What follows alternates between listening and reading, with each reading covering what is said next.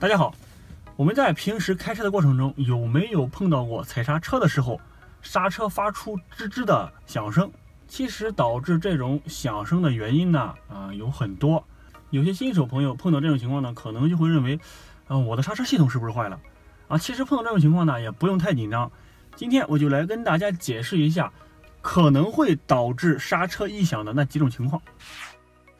首先，我们可以看到这辆车呢是一个碟刹的刹车系统。这个刹车盘在我们行车的过程中会与轮胎同时进行转动。当我们踩下刹车的时候，卡钳里的刹车皮就会收紧，通过与刹车盘的摩擦来降低我们的车速。如果这个时候我们的刹车皮颗粒比较大，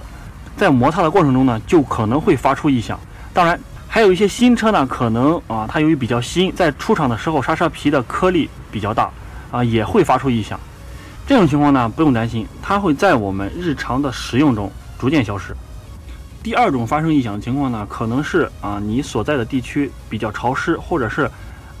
有阴雨的天气，你的刹车盘呢生锈了。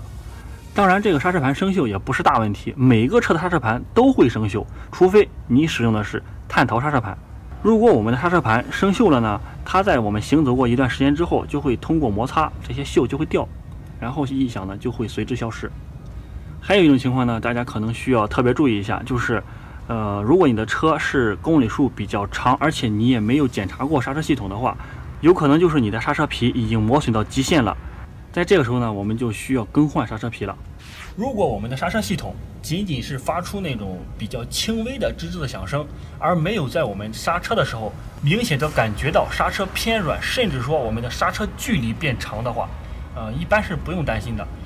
如果我们在刹车的过程中明显的感觉到刹车距离要比以前长很多，而且伴随着有抖动的情况，这时候一定要去给我们的刹车系统做一个全面的检查，因为它的健康关系到我们的安全。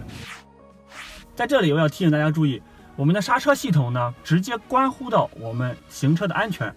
一定要定时按时的去给刹车系统进行检查和保养。好了，大家今后有什么养车用车方面的小问题，请在评论区给我们留言。如果喜欢我们的视频，欢迎关注我们。